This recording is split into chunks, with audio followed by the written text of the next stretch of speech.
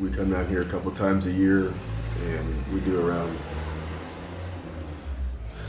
20 surgeries, give or take.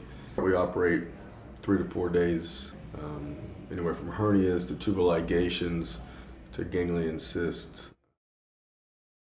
So through trial and error, we found our way with Richard here in Savinetta.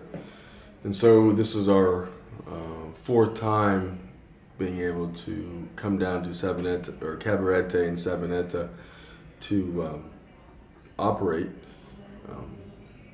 Unfortunately, it's not free. It does cost money for us to come down here and operate. You know, to me, it's the Lord's money, so it's His to what He wants to do with it. And I like to think that helping other people would be one thing He'd like for us to do.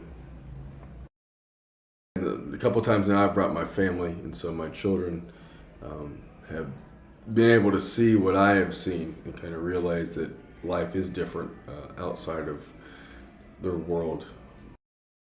Once we got here, going into the villages, that was overwhelming. The houses that, or if you can even call them houses, the shacks or the shanties that people live in, and how people can live with so much less than what I have to live with. Yes, no, I don't feel it. I don't think that'll ever go away. The feeling that you see here.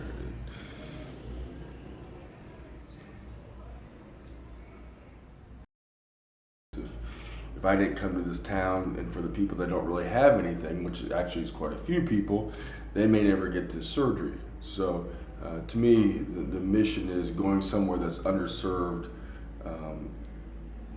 underrepresented. It just doesn't have the ways and means to get the services, in this case, that I offer. So for me, that's the way I feel like I give. I try to do Jesus Christ's work or show His love through my operating.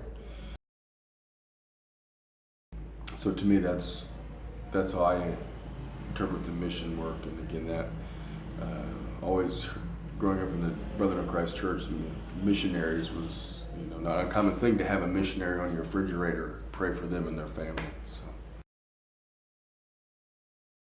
that is my constant, but the thing I probably have the hardest time about being here is, am I doing enough? Am I giving enough?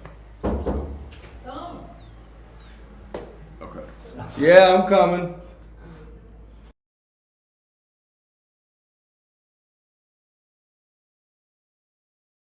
Sometimes you're just tired, sometimes you're hot, sometimes you can't see, and so there's frustration. That's a very good question.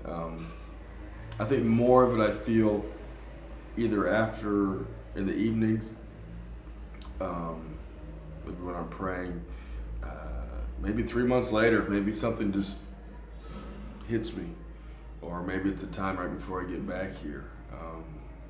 I have to be honest, when I'm doing, I'm a little stressed, so feeling that you're doing a charitable work at that particular moment sometimes is not there, but I find myself at moments in reflection, and then all of a sudden it hits me and say, man, that's pretty cool. And thank you, Lord, for allowing me and being there to get me through it, because there's not a lot of room for error. I'd like to think that I've taught my kids something important about giving to others and doing as Jesus asks us. And if I've done that, then it's worth all the time and stress and money and whatever else it's taken to do that. Then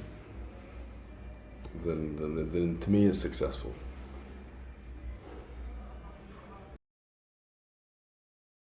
These people truly have nothing, and if we're not here to help these patients, then nothing gets done ever.